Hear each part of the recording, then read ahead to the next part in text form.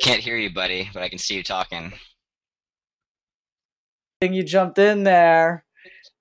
You were going at it. It looked like, man. I I know, just didn't want yeah. to It's just interrupt. I was like fired up already, so we gotta restart the engines there. A bit of a misfire.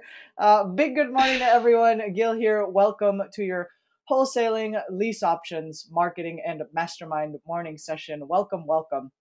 If you can see us clearly, see the screen, and the audio is coming out good, please go ahead and confirm. Today we are going to continue our series. We are juggling two main topics right now: Facebook marketing and credit, right?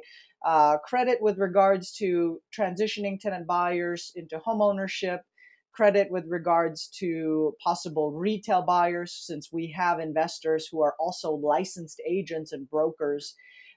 Some common questions we get asked with regards to this pipeline is turnaround times and time frames. Well, from a marketing standpoint, you can start talking to leads within 24 to 72 hours, and that puts you in a position to start pre-screening your tenant buyer leads or retail buyer properties, right?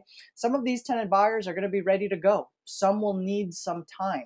Now, if you are working, if you're a licensed agent or broker and you are focusing more on a retail type strategy, then you guys know it. How quickly can the deal go through?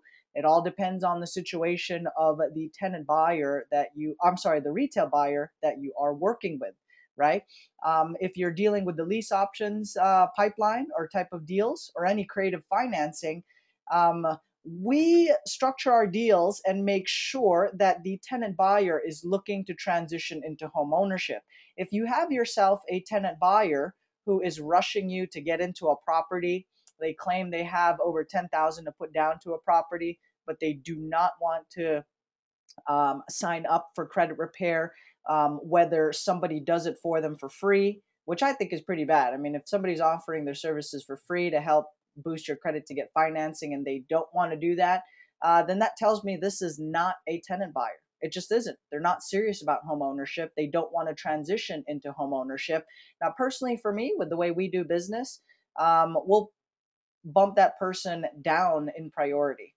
We'll let them sit on the marketplace. They can do whatever they want to do to try to find a property or a house.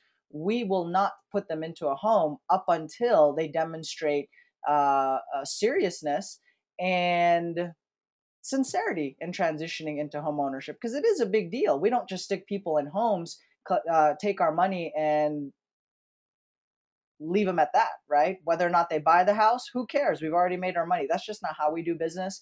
There are investors making a killing that way, but it will go back on you, whether now or somewhere down the line. And I just don't think that's a good way to do business. We have had zero complaints, issues, nothing in the last 5 years, and we intend to maintain that type of reputation in the marketplace, right?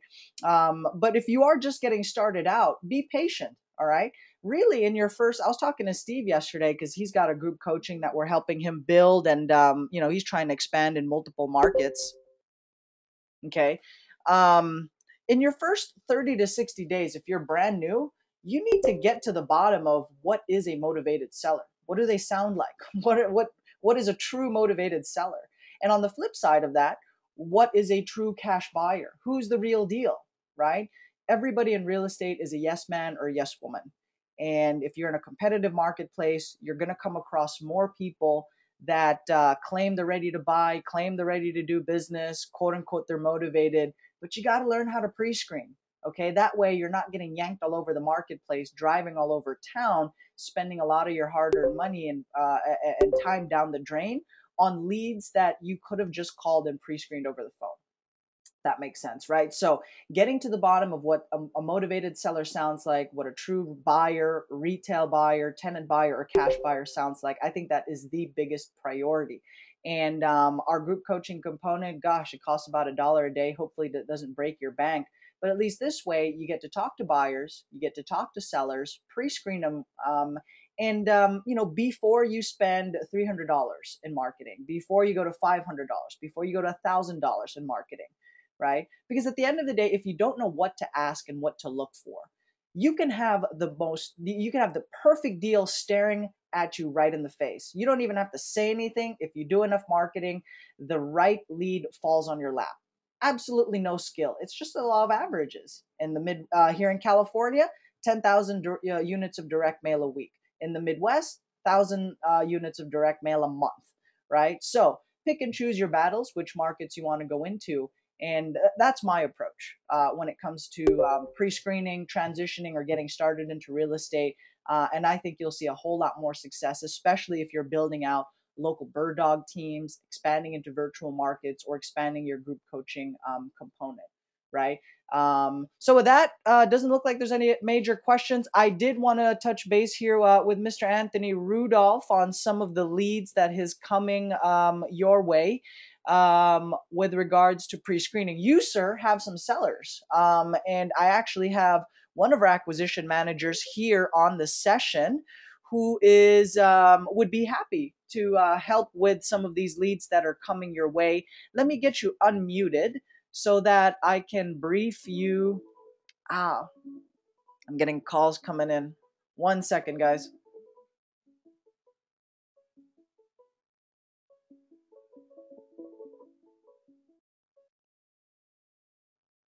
Somebody's calling from Miami. Do we have any Miami deals going on right now?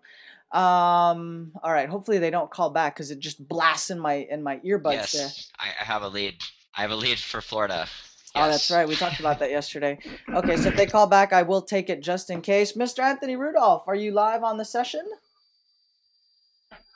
Good morning, sir. How are you today? Good morning. Doing good, doing good. So let's jump right into it. You've got some possible sellers that you're interested or would be open to receiving some offers, right? Yes, sir. I do. I have three to be exact. Awesome, awesome. So I know you work in a competitive market in a smaller geographic area compared to LA County. Now, a ton of action going on there. When it comes to any seller that we get a hold of that is interested in receiving an offer, I prefer to set an appointment right away, right? And here's why. They will stop signing or will wait for you up until you get to the property so that they can see what you have to offer, right? And so I'll keep them Okay, curious right. enough. I'll build enough rapport and trust. We can relate at some personal level somehow, right? If you ask questions about their background, hobbies, what they do, and they'll spill the beans if you pre-screen them correctly. And I'll set that appointment. All right. Prior to the appointment, I'm going to start to crunch some numbers so that I know what my cash offer is going into that territory. Now, how motivated are these sellers? Because when you mentioned, oh, they just said to email or mail me an offer, right? When somebody says just email or mail me an offer, they don't want to meet with me. I'm a little bit concerned about that. I mean, are they really motivated? Are they just shopping around collecting offers? Or is this a way for them to qualify you? Right? Because if I was a seller and I had somebody send me an offer and just email it, not attempt to come out to the property, then I would think that wholesaler, that investor isn't that serious, or they're not going to give me the time of day that I'm looking for with regards to this property. So, how motivated, how serious are these sellers based on the conversations you've had so far? Well, to be honest, the idea for me to email them or call them back with an offer was actually my idea. Two of them say, hey, when can you come out to the property? So I told them that, hey, let me run some numbers first, and then I'll get back to you. So that may have been an error on my end. So, and then I had one call me. I talked to one yesterday at 11:30 a.m. She calls me back at 1:30 saying, "Hey, where's the offer on the property?" Ooh, So with that, I'm assuming that they're very motivated in getting their deals done. So again, it was my suggestion to wait until I ran numbers and to send them an email or an offer via email via fax. So got it. No, hey, it's still a good thing, right? Unless I like make a horrible face or just plop my head on the board, I still think that's a good thing. I you can use that to your advantage. It kind of flows naturally for you in that conversation about, hey, I'll email you an offer, look out for an offer, I'll mail it. If somebody counters, or if the seller says, how soon can you get out here? Then for me, that's a trigger to, hey, maybe we should just, if I can score the appointment and get it out of the seller that way, now he's chasing after you. So it puts you in a better position negotiating wise. So schedule the appointments with these guys. And normally, when I show up at appointments, unless I know the seller does not want to deal with agents, okay, I set the expectation that I'm coming out to the property with one of my construction guys, with one of my repair guys, who's also going to be in the area. Okay, that way they know there's somebody else coming to the appointment. And I will either I'll show up at the appointment and have my contractor with me, my rehabber partner with me, who may also happen to be a licensed agent slash real estate broker. Okay, unless they've clearly said, I hate agents, I don't want to deal with an agent, I had a bad experience. If they don't explicitly say that, you can pull that information in the pre-screening, kind of get an idea of what's happened with the property, because you're going to be asking in the pre-screening questions. And again, that's in the file section of our Facebook forum, so you guys can download that, study it, use it, tweak it. You're going to ask about the situation of the property. How long have you been trying to sell it? Is this a for sale by owner, or is there an agent that you would like me to make my offer formally to? Right? So different ways you can pull that information without sounding too pushy or aggressive on the phone. And at the appointment, right, that's when we'll determine, okay, is this guy looking for a cash offer? Or will he prefer to get top dollar?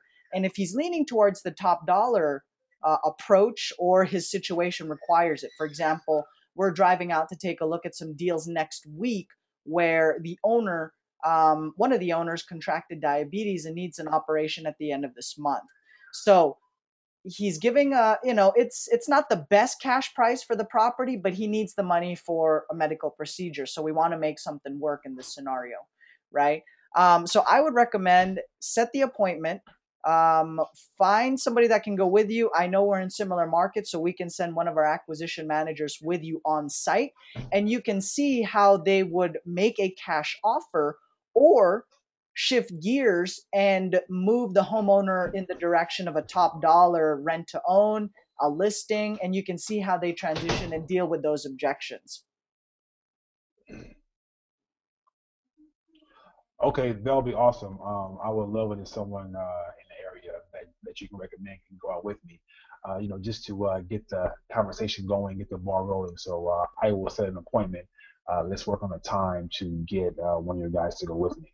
Awesome. So I'm going to put you on mute here. If anything else pops up, go ahead and jump on and see if you can get the homeowners, right? Contact them right now. It's going to take them about 40 or a couple hours to get back to you. The sooner you do, the better. And get some tentative windows and time frames. And I do have some of my acquisition team on this session as well. So if you know of tentative times and windows, type it in the chat line, and we'll have somebody coordinate that live on the session today. Cool? Cool. Awesome. But yeah, I definitely would recommend at this stage in the game where you're at, launching your wholesaling operation and rebuilding some pipelines.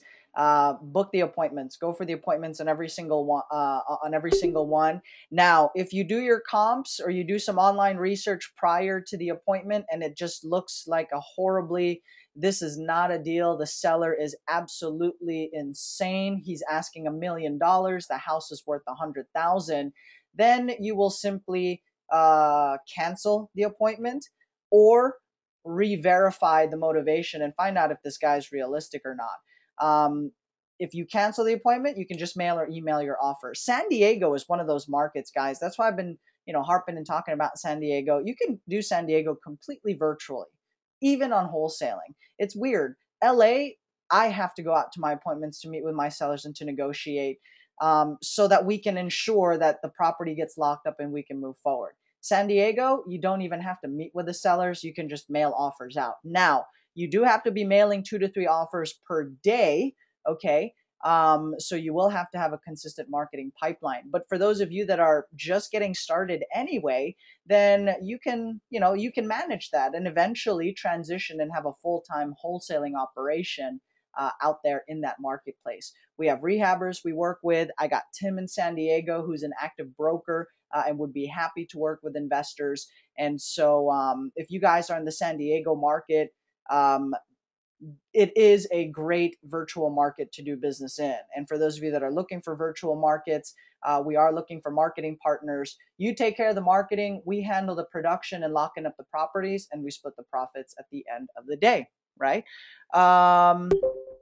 Where did Anthony get these leads? Yellow Letters, Craigslist, or online? Anthony, if it's cool with you, if you don't mind sharing the lead source, go ahead and type it in. If not, that's okay. Yeah, you don't have to. I know we're trying.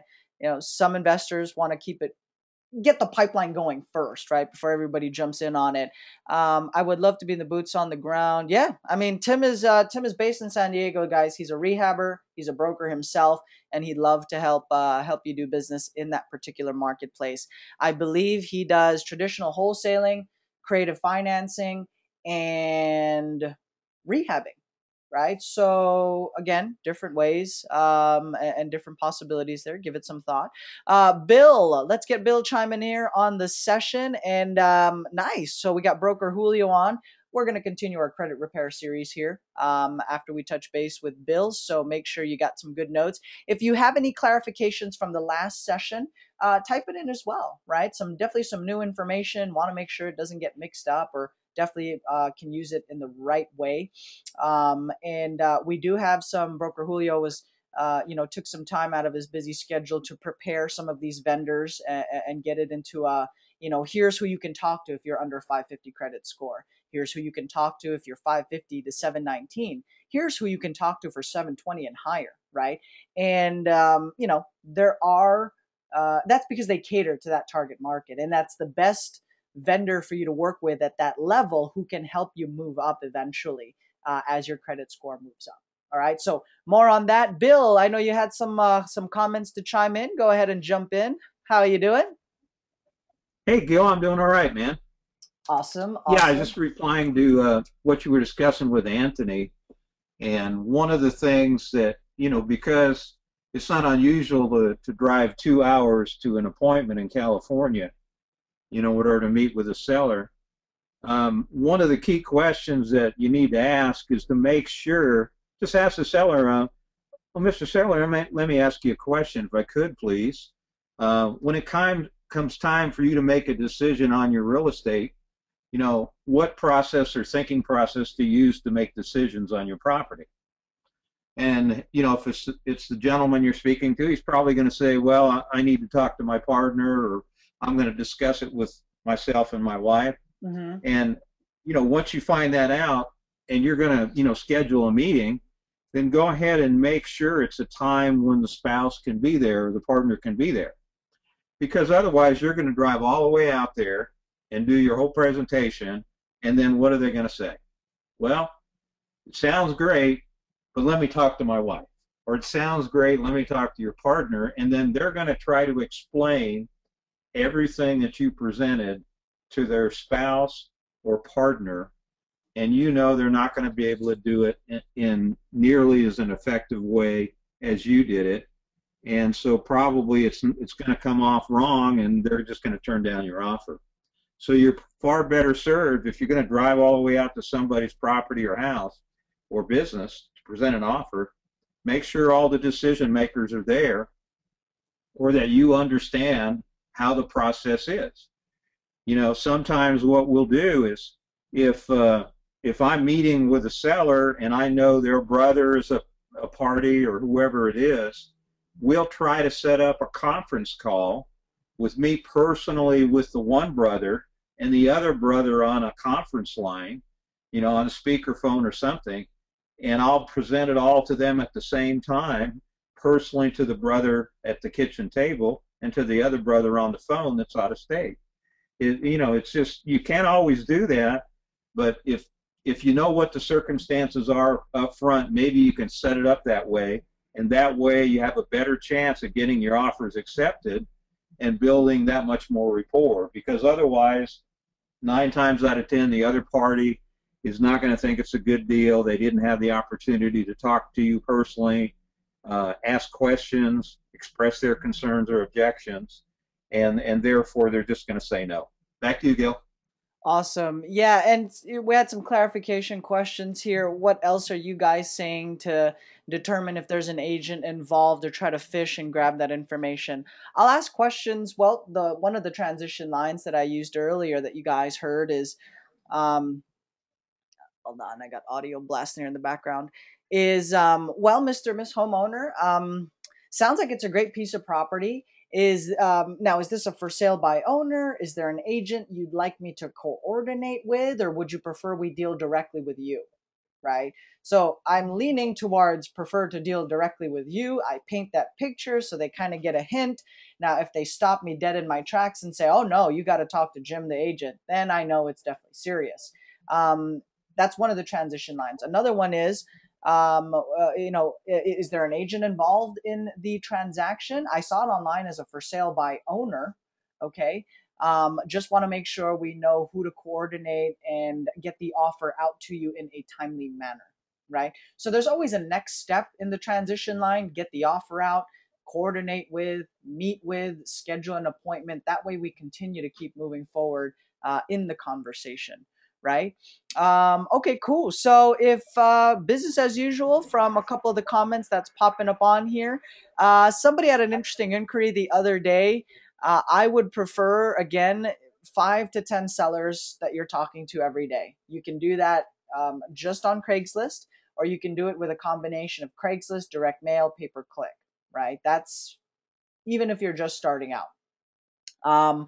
We had a wholesaler who, in the last few months, has been taking real estate agents out to lunch. They haven't done a single deal, and it doesn't look like there's anything promising from that pipeline. Now, he is a wholesaler, so his game plan is to pass this on to another rehabber at the end of the day. I definitely do not recommend or think that is a smart way to do business. It's going to cost you time and lunch. You're dealing with agents. I mean, you are supposed to be the middleman in the transaction, right? Deal with the seller, deal with the buyer. The fact that there's an agent involved, I feel that you are limiting your chances. And again, maybe that's what they like to do. That's the slow approach. Personally, for me, I like to do a deal 30, 60, 90 days once we start a marketing campaign. I definitely do not recommend that. There was some chat in the forum about it, so I was like, no way, we got to put a stop to that. That's just crazy, absolutely crazy. And there is no shortage of realtors and brokers here in Los Angeles that would be happy to hang out with you on a free lunch. So please do not take that particular approach. So with that, Broker Julio, go ahead and do a mic test. I've got some of your notes and your some of the vendors that you recommended we throw on here for people to follow along in this series. Broker Julio, you there? Good morning. Good morning. How you doing? Good morning. Doing very well. Thank you. Busy. Got a lot of stuff going on. Like you heard from Anthony, you're coordinating and overseeing a lot of the different agents and acquisition managers that we have here in the LA territory. So he may have some possible seller leads and appointments. Any particular questions or tips that you can give Anthony as he attempts to schedule these appointments so he can make sure that they're good appointments? What do you look for?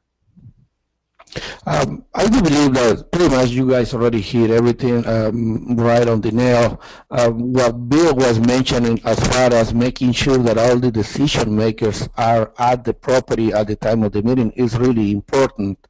Because otherwise, we'll be giving out a presentation to one of the parties, but if the other party doesn't hear it, and we just depend on the person that we gave the presentation to convey the information, that is not even possible. More than likely that deal is not going to happen just because the seller that we gave the presentation to doesn't have the expertise that we can convey at the presentation. So whatever they hear in 20, 30, 40 minutes, they try to convey the same information in 3 minutes, and that's never going to happen. So it's really important to find out whether or not all decision makers are going to be at the property. If they are, cool, we can set up the appointment. If otherwise, it's better to reschedule.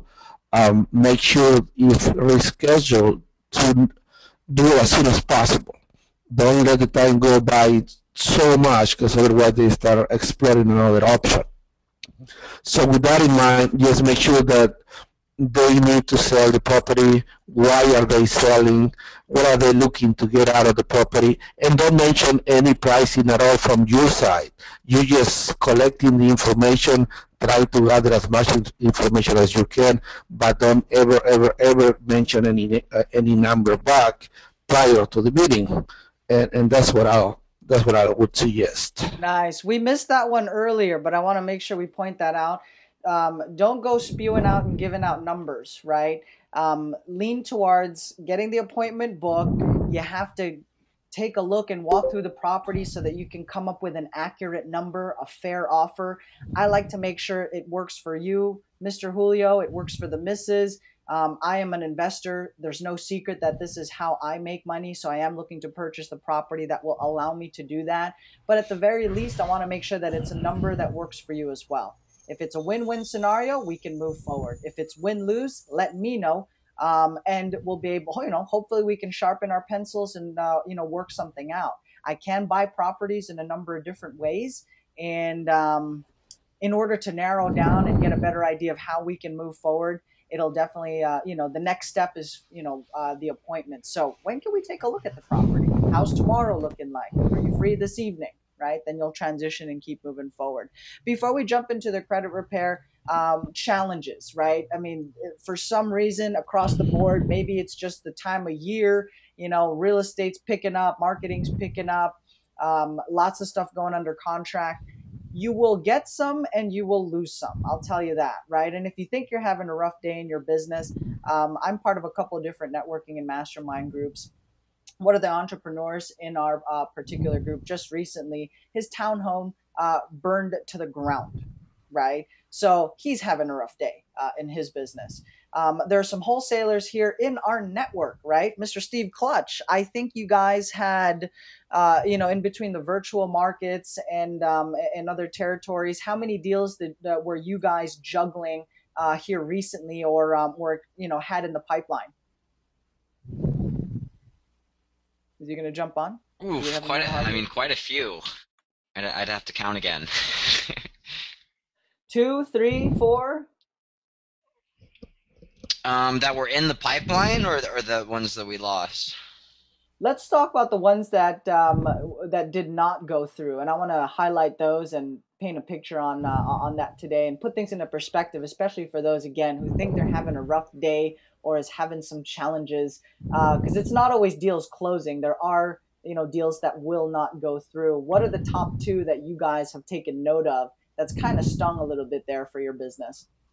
Yeah, well, we had two lease option deals in one market fall out recently, as in like yesterday and the day before, right? Okay. Um, one of them we were waiting on for a while, so that we had a tenant buyer that checked out the property, liked it, but just needed some time. So they were looking at 30 days before they could move in, right? I don't remember the amount, but they'd even put a deposit down on the property, so we weren't showing it anymore, right? So now it's been, so yesterday or this week was a week before they were supposed to move in. So we've been waiting on it about 3 weeks now. And this week they were supposed to pay the rest of the option deposit, get the keys, and move in. We found out yesterday that they actually found another home that they preferred, and that they weren't gonna be moving into the property that we'd lined up, right? Okay. So that was one of them. What was the option deposit on that one? That one, I believe it was 4,000. Okay, so you had a 4,000 deal. Any other deals that were like, hey, this one's looking awesome, looking to close, and went into pending status or canceled status? Yeah, let's see, the other one we were just waiting like a week for the tenant buyers to move in. Again, everything was cool. We were just waiting on their tax return money to come in, and that was just like a week process. We were just I think our local guy actually met with them to sign the docs and take the option deposit, and then they told them they didn't have it and they needed to wait on their taxes, right? But they still wanted to sign on the dotted line.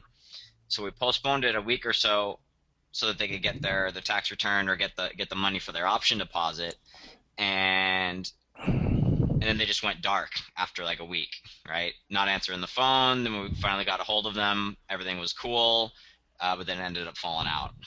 What's the number? I'm trying to get to the number. I don't know if you get the hints that I'm trying to get at here, but what is I thought you want number? stories, man. That one was a 5K. 5K. So there was no tenant buyer with 10 or 18,000 to put down. That wasn't a part of the combos that you guys are getting hit with here recently. Those, I mean, we did have one with 18,000, yeah, and we had one with 10,000, but those were just like appointments set. So those ones I don't think stung as hard as the other two of the tenant buyers were, serious and had some commitment towards it. But we did have a couple tenant buyers that looked at the property, said everything was cool, and then just didn't like it enough to move in, right? Awesome, awesome. And I highlight these different scenarios because the last time we had Steve on and broken down some of the deals that they're working on, they did 9 deals in 1 month in September. Home run of a month, 9 transactions, right? And just recently, you don't close all of your deals. That's really how it works, right? There's always yes, no's, and maybes as part of any campaign. It's a numbers game. And just recently, they had two big deals, about 9,000 in option deposits and revenue that would have gone to the business that did not go through. And so I share that with the group because that kind of stuff does happen. And I think it's crucial because like I had on their one-on-one and coaching session yesterday, the way they conduct themselves in the next 30 days is going to be exceptional. And that's really what's going to set them apart and allow them to bounce back, because those are the times where, hey, it's not how many times you get knocked down, it's how many times you get back up and keep going, right? And for you to kind of hit that point where, okay, there's multiple deals that aren't just going through for whatever reason, once you get through that period, you will get to that point in your business or that time where the contracts that come in are solid contracts and they will look to close. You're not going to lose every deal, just like you won't close on every single contract. So I'd be curious to see how they play out, because they do have other contracts in the pipeline, stuff under contract, and appointments currently to close on some other deals. So I'd be curious to see how that plays out. I know we have some members here that are brand new that that are interested in seeing that one as well. And a couple of tips: if you're going through some challenging times right now, I would recommend that you go through some awesome, at least go through some personal development to get your mind right, to make sure your attitude stays positive and you can keep bouncing forward. There's a really cool video that I saw yesterday, and awesome success story. I'll type it in the chat line for you guys so that you can check out this video. But basically, it was from a Gulf War vet who was able to transform his situation, his life, start living healthier and doing better. And it's actually a real nice inspirational video. It'll help, again, are you really having a challenging time or a rough day? I can tell you that you're not the only one. But at the very least, make sure you continue to stay positive and you're feeding the mind with some good stuff. So you focus on the hidden blessings that are going on around you and have something to look forward to. So check out this video. Broker Julio, we have you unmuted. How do we continue this series? What's next? Last time we recapped a couple of good bullet points. What type of credit step, what type of tips and info do you have for us today? Well, it is important to just remember that when we are recovering from a bad credit history like a BK or foreclosure, this process to fix up the credit may take anywhere from 12 to 24 months. It is important to remember that we need to apply 2 really important rules after BK or foreclosure, and that rule number 1 will be we need to apply for new credit, as we explained last week or last Tuesday. And rule number 2 is rather simple, but it's really important. Never, ever, ever make a late payment again. The credit bureaus, they will have an eye on you even as your credit score begins to climb. If you go back to the old habits, then they tend to lower your score right away. So just be careful of that. And always remember that we need to apply for new credit. Because if we don't apply for new credit after BK, we just get scared of the credit system and forget about using credit, and now we use cash all the time. Well, let's say that your BK stays on your... I'm going to jump in, sorry. Do you mind moving your microphone away a little bit? I think it's kind of angled. Okay. It's angled. There we go. Can you hear me better now? Yeah, much better. You sound like one of those sexy voices you hear on the Old Spice commercials. Okay, sorry about that. Mike sounds good. Okay, so I'm gonna put myself in the shoes of I just went through a bankruptcy, right? So you're taking me through that scenario. We got to reapply for some credits. Okay, go ahead. I'll take some notes here. That way we can use the info. Go ahead. Okay, just like I was saying, the BK recovery will take anywhere from 12 to 24 months, depending on the new habits that we need to develop and help you develop. And one of them is going to be to apply for new credit. We explained last Tuesday that we need to apply for 3 credit cards and 1 installment loan. And we need to get in the habit of never make a late payment again. With that in mind, then just keep on doing that and your credit score will get up. And as we explained in advance on the lessons, you guys are going to get more techniques and more help into creating the rising of your credit score. The really important thing, and one of the things that you need to start with, is to run up your credit score, look at the report, and make sure that all the credit cards that you still might have open, if you have any, you need to make sure that they are reporting in a monthly basis the proper credit limit. Let's say that you get a letter from the credit card companies and you have a $5,000 limit on your credit according to the letter. Well, make sure that you match that against your credit report and matches up exactly as that. Because a lot of the credit card companies, and we're speaking about 46% of them, so it's almost half of the credit card that you might already have in your pocket. A lot of them, they just report the balance that you owed, but they don't report your credit limit. Those type of credit cards, they're actually not helping you get higher score. Even if you might have a 700, 710, 720, you could have 750, 780, or even 800 if they were to report the proper credit limit every single month and the proper payments every single month. So with my credit card companies, I should call each credit card company that I currently have and inquire if they, well, I know they're reporting the payments, right? Because my credit score is being affected. I want to make sure that they are also reporting the credit, how much credit balance I have. Is that correct? Yes, you need to make sure, and that's why it's important for you to start with running your credit report. Okay. And make sure that the credit report that you're running, you get a copy of the 3 important ones: Experience, TransUnion, and Equifax. And every single credit card that you have, and I was explaining before, 46% of the credit cards that you might have on your pocket right now, all the people in the webinar right now, I bet you 46% is not making the right reporting. So it's almost half of the credit cards. I mean, the industry is really, really bad. And it is bad for a purpose. I mean, they don't want you to have great score, because as soon as you have really high scores, you end up making less payments on a percentage of interest rate. So they end up losing money on you. So I mean, they want you to keep it with a good credit score, but not such a good credit score that you end up going to be saving money Yeah, for you, but not for exactly. them. So So it's with a purpose. So, okay, so Experian, TransUnion, Equifax, is there a vendor or a resource that you would recommend, I don't know if you might not have it on file right now.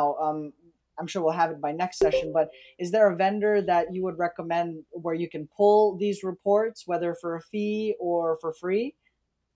Well, you can go to directly to these credit union bureaus, and you can purchase your credit score. One of the easiest ways, and maybe free if you do it this other way.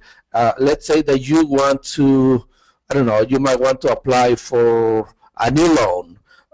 They need to run your credit, and go ahead and make an application for whatever, and then ask them, can I have a copy of my credit score? And that way you can have it for free. If not, you can just buy it online. Just make sure that they give you the scores, and you can buy it from TransUnion, Equifax directly. Um, it is going to cost you probably about $30 to $40 every time, but it's worth it, because otherwise you will have no clue whether or not these credit card companies are making the right or proper reports. So once again, what you do is you take your report and match up every single credit limit that the credit card company is reporting.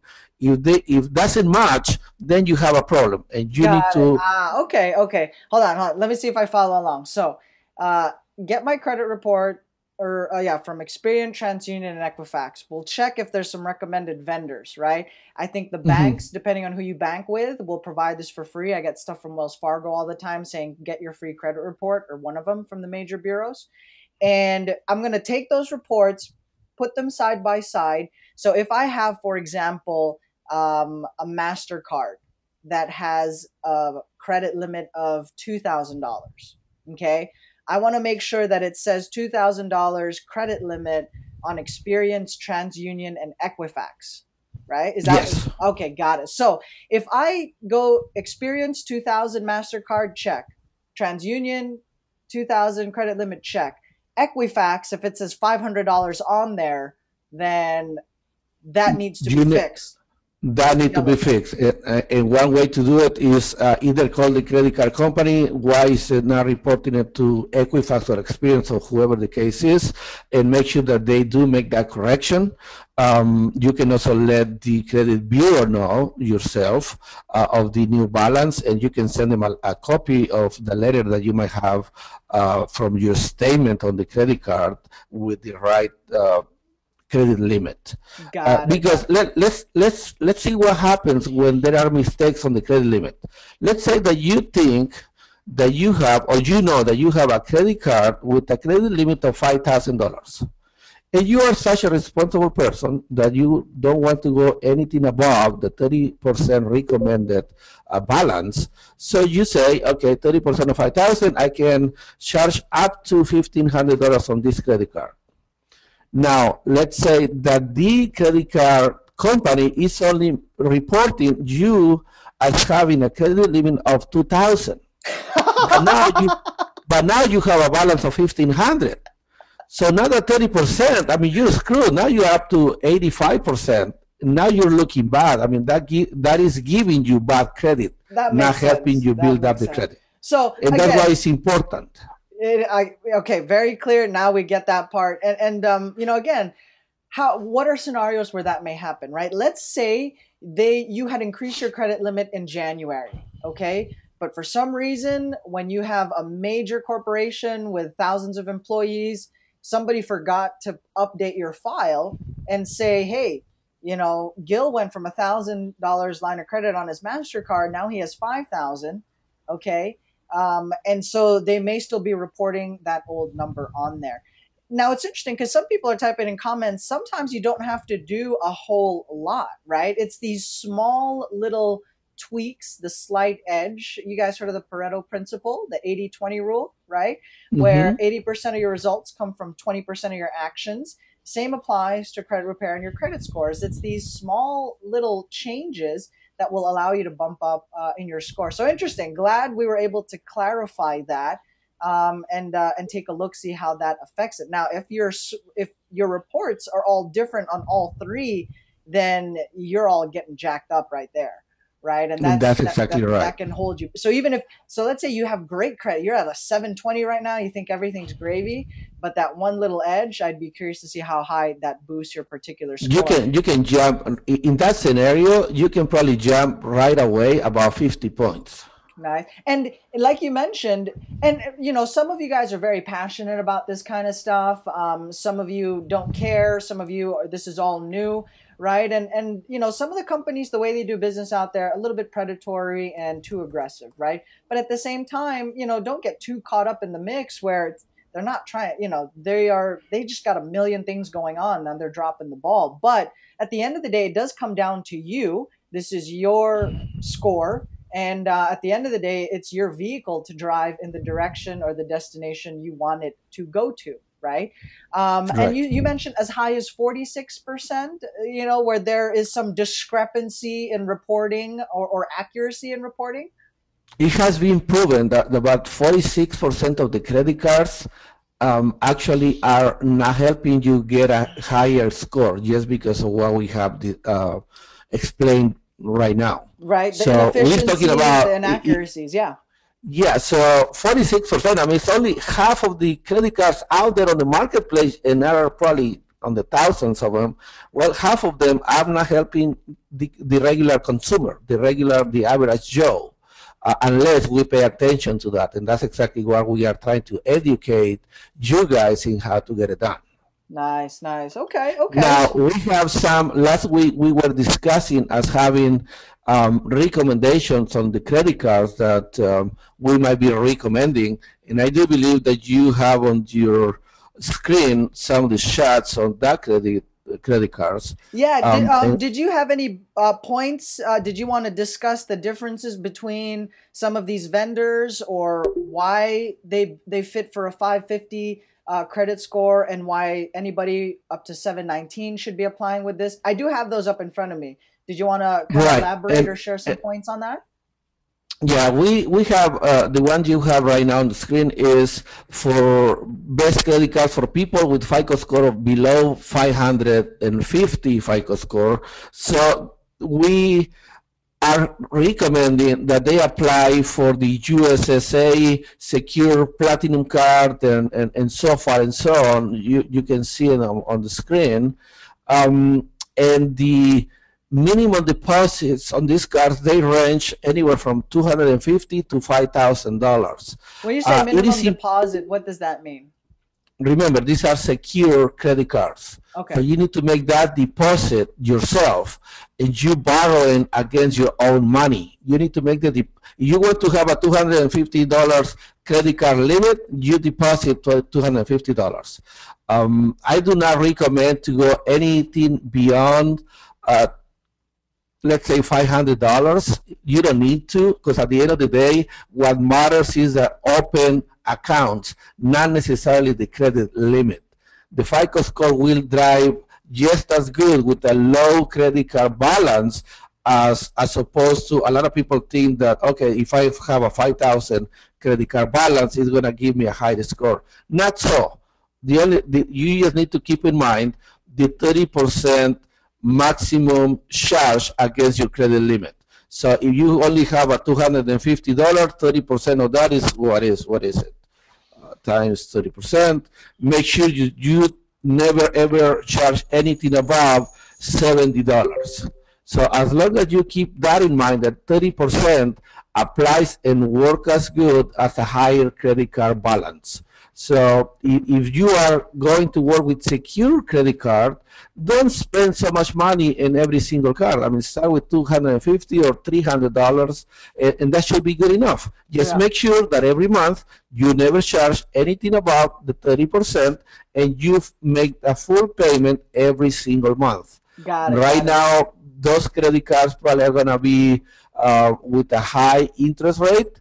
Well, do not need to pay attention to the interest rate. I mean, they can charge 1,000% interest rate. If you pay it off every single month, you pay no interest rate. So don't get hooked into the interest rate right now. Got Because it. at the end of the day, we are trying to educate people to just let's build your credit score. Don't necessarily keep the balances. Pay them off every single month. And just live within your means. That's what we're trying to accomplish. Nice. So let me clarify and just again reiterate, make sure we get it correctly here. So when if I had gone through a bankruptcy, obviously I'm going to be a little pissed off. I'm going to feel sad and I'm going to feel bad, and I probably hate the banks, or not very happy about this whole credit thing. So what I don't want to do is stop using credit or just live on a cash means basis and never look at credit again, right? If you are looking to transition back into home ownership, or take financing out on a car in the future, right?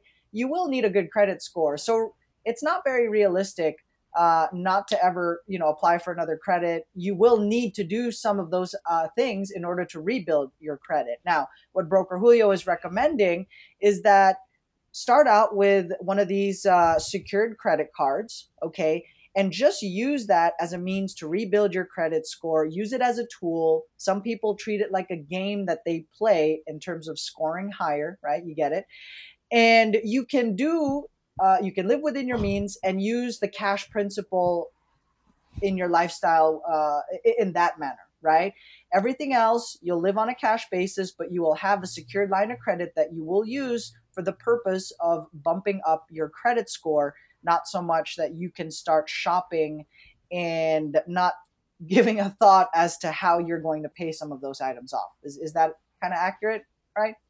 Yes, it is. And also, don't forget that you also need to have one installment line, and that can be done from any bank. Just make sure that whoever you apply with for the installment loan, make sure that they do report it to the three bureaus. If they don't make a report to the bureaus, don't get that installment loan because it's not going to help you. Exactly. Make sure, Yeah. make sure is reported. And one of the probably the best places to get a small installment loan will be through credit unions. The credit unions, they always make a report. Usually, they always make a report to the credit bureaus. So that should be a great place to start and get an installment loan from. Nice. I'm glad you clarified that. Couple of questions, following up from the last session. But that's how you know which installment loan to go with. Start with the credit unions. There may be some major retailers out there that offer an installment loan. If they do not deal directly and report that to the credit bureaus, then that's what you want to stay away from, right? If your intention and goal is to rebuild your credit score, 7 steps to 720, right? Then you want to, these credit card vendors, these installment loans, these work with the bureaus and will help you get to that destination of a higher credit score. So that's how you look out for it. So that whole $4,000 TV with an installment loan, I don't know. Some of them do deal with the credit bureaus, some don't, but you want to look for the ones that do. Anything else on the secured lines of credit that we can look out for, or a couple tips on that one? No, pretty much go ahead and submit your application. Just do keep in mind that if you are going to apply for credit, make sure that you apply for the three lines of credit at the same time. Like I mentioned last time, every time you apply for new credit, the credit score will lower. Since it is already messed up right now, don't even worry about that, because after 4, 5, 6 months, they go back up and doesn't look bad anymore. So that's why you need to apply for the three of them right now, rather than apply for one credit card today, wait 6 months, and then at the 6 months mark, you bring your credit score down just because you just apply for a new credit card, and then wait another 6 months to apply for the third one. And every time you apply, you bring your score down every single time. So let's get it down all at once. Let's get the 3 credit cards right now and the installment loan. And after this, just watch your credit score go higher and higher and higher. Got it. Okay, so apply simultaneously within the same time frame so that you're not taking points or dinging your credit, without good reason to, or wasting points unnecessarily. Somebody was typing in, Gil, I thought you had a 719. How are you? This is a case study, an example, right? I am role playing with broker Julio here. I am the, I just got a bankruptcy, recently, and he's trying to help me bounce back here, which is going to be a common scenario for those of you that are working in a California market, or in an area that was really hit hard by real estate. And if you can deal with those cases and those types of tenants, tenant buyers, retail buyers, anybody else with a better situation or credit score, you can easily and much quicker transition them into a deal, and into their next home, right? Now, and do keep in mind, right now for the tenant buyers, a lot of these people is tenant buyers now because they are coming from a foreclosure. They are coming from a short sale, not necessarily for BK, but they can be either BK, short sale, or foreclosure. I mean, this is a common thread right now that is widely used and happen to good people. So we are jumping and bumping into these people with this credit repair need. I mean, really in a wide area. So look out for that, because this is a common practice. And just like Gil was mentioning before, don't get into the cash frenzy and from now on just get cash, because at the end of the day, no credit is as bad as having bad credit. So let's rebuild the credit so you guys can qualify for anything and everything that you might want to buy. Also, another thing to keep in mind is for those people, for these 700s already in a FICO score, still I would get a copy of your credit score, match, and do what we explained before. Make sure that the credit card are reporting to the 3 bureaus, not to 1 bureau, but the 3 of them, and make sure that the credit limit is reported accurately.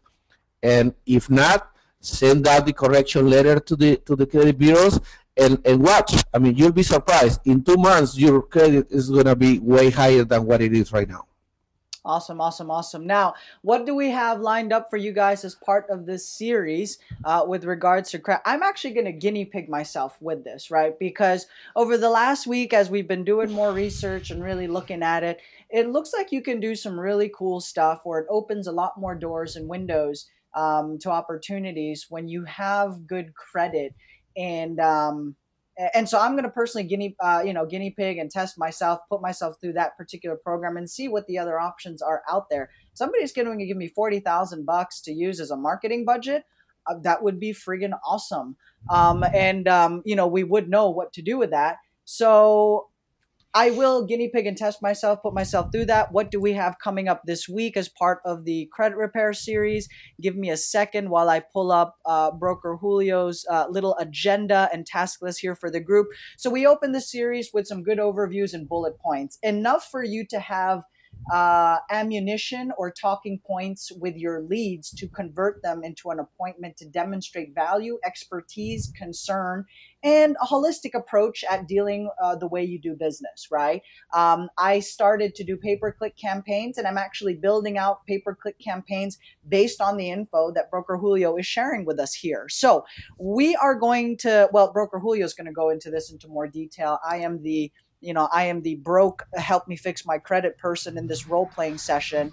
But we're going to talk about your true score, right? Obviously, the ideal number. Broker Julio is going to expound more on credit card limits, installment loans, and also high priority errors on your report, right? Because some of you guys are going to start to pull your reports, and your tenant buyers will. So we'll also review, these high priority errors, negotiating your collections for people that are stuck in collections. This is the entire program that we walk our tenant buyers, retail buyers through, right? So we'll break that down. We'll have a nice little video series at the end of this that we can put onto our website and automate our retail, our tenant, our cash buyer, our buyer funnel. So I'm really excited about that. Last but not the least, Broccoli, anything on this? I think we had a pretty good session today. I don't want to keep you on longer. But on the next, any other urgent points before we close out this session today? No, this should be the first step. Right now, what I recommend is before we jump into the next session, make sure that all of you guys that are need to implement these steps, go ahead and implement them now. Don't wait for the next session, because the next session, what I like to do is give out weekly sessions and implement the session right away. Then wait up for the next session, and then we have the implementation for what is recommended on that session. And that's how you're going to start building up your higher credit scores. So yes, Awesome. let's go one step at a time. For now, you go ahead, make the implementation on what we have covered so far, and don't worry about anything else. Just wait up and listen to the next week. Awesome, awesome. So we got our task list and items. I will have those ready for the next session. So we have some good scenarios to break down, and I will guinea pig myself through this experience.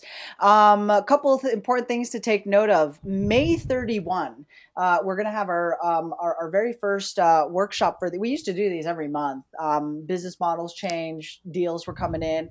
But on May 31, we are actually having our first big workshop this year. It's looking like a half-day event, but with the content that we have lined up, we're basically bringing in all the wholesalers and bird dogs in our network, or inviting them to come out, hang out with us for on May 31. We'll talk real estate marketing. We're going to have Henry Serrano, who's going to be talking about the guts method, talking to sellers, pre-screening them, deeper questioning, how to use Jedi mind tricks to get every seller to sign on the dotted line. I'm just kidding with that last one, but they are really savvy. They know a little thing or two about sales. Claude Diamond runs the Rolls Royce of real estate coaching. He really sets the standard and the bar high. Henry's going to come out. Broker Julio is going to do segments on credit repair. So we're actually going to have some buyers out there as well. So for those of you that would like to go through that workshop, or check it out, May 31, Broker Julio is going to go through the credit 7 steps to 720 and have a nice in-depth session right then and there. I will be doing a workshop on marketing. I mean, that's what I do. Generate leads, market, and share some best practices that has worked for us here over the last several months. So it's going to be a nice, fun little event that we are putting together. We hope you guys, would make it out here. May 31. That is a Saturday. Starts at 9 a.m. and will run till about 1 a.m., give or take. Just kidding. I won't mind. That's generally what happens when we have these workshops. If you guys want to hang back, we're all clearing our schedules for that particular day. So May 31. May 31. Outside of that, thanks for hopping on, Broker Julio. I know you'll be touching. Are you going to be touching base with Anthony on some of those sellers that he's got lined up? Kind of coordinate, and I don't know. You might even want to take these appointments yourself. We have Anthony here on the line. Are you going to touch base with him today? What's your schedule like? Yes, I will. Why don't you send me his number, and then I call him up right now. Perfect, perfect. Mr. Steve Clutch, you're coordinating all the virtual wholesalers. Please get the number out to Broker Julio. And, again, guys, it's not always gravy in your real estate. It is a roller coaster, like with any industry, life. I mean, just life itself, right? There's an up cycle, there's a down cycle. You can make money in an up market. You can make money in a down market. If you are just hitting that rough spot in your business and this is the first time for you, I will tell you right now, there will be lots more to come and that it is part of a cycle. That's how it works, right? The way you pick yourself back up from those challenges is going to, that's what's going to launch and catapult you to the goals that you are looking to, set for yourself and achieve financially. What personally helps me through challenging times and objections, personal development first and foremost. And I work out like a madman during these stressful times because I have to blow off some steam and reset the mind. And so I personally go through John Maxwell's personal development and leadership books. I recommend Franklin Covey and Bob Proctor. If you were to pick one among those authors, go with Bob Proctor, right? Great starter into personal development and understanding how the mind works and how you can make that work for you. Just like Broker Julio is showing us how we can make credit work for us. Okay, you definitely want your mentality and attitude in the right place because if you want to make $1 million, chances are you need to have $1 million mentality as well, right? So for today's fun video and content that I shared with you, that I want to share with you, oh, where did my video go? Go to youtube.com and Google, where is that? I just had it in front of me. 1 second, guys. Where is my Google video? Maybe I closed it by accident. Okay, let's try to pull it up here again. But yeah, definitely check out that video. It's a little bit, it might start off a little bit weird for you because the guy is very awkward and clunky. He is like a giant smurf that is hung over. It's just comical and it's really awkward looking. But to see this guy's transformation from being overweight and just, can't move, he's got crutches and knee braces, to doing handstands with no hands. It's just very inspirational. And if you think you're having a rough day, you may just be missing out on some of the blessings that are right around you. They're hidden blessings in disguise all over. Or you need to be focusing on what lies ahead. So focus on your revenue generating activities. Definitely get yourself up to 5 to 10 homeowners that you are talking to on a daily basis. I don't care whether you're in California or doing deals in the Midwest, you can hit that goal with a combination of Craigslist and either some direct mail or pay-per-click. Yoga DDP transformation, I think, is the keyword that you want to type in YouTube to check out how this guy turned his life around. Super cool stuff. And so yeah, in as part of the accountability, Steve sharing how they did 9 in September. Now they're getting their butts kicked in the ring. Let's see how these guys bounce back and what deals that they will close. With the credit series, I am considering finding ways to leverage that and see how we can make it work for us as a business. So that's why I'm guinea pigging myself into it. Yeah, here we go. Never ever give up. Arthur's inspirational transformation. And again, this guy, I mean, I saw this yesterday and I was nearly moved to tears. I thought it was pretty awesome. And I thought I was getting my ass kicked yesterday and having a rough day. And this guy turned it around for me. So with that, guys, thanks for hanging out. There is no 12 o'clock session today. We are not going to have our internet marketing training today. I need to work on a couple things, get some replays out for you guys. The session yesterday, I did not get that up in time, so my apologies. But I will have it up today. If I don't get it up today, everybody on the webinar tomorrow gets 1,000 yellow letters apiece. Since I know that was a training series or video that everybody was really looking forward to and would like to see. It's Facebook marketing.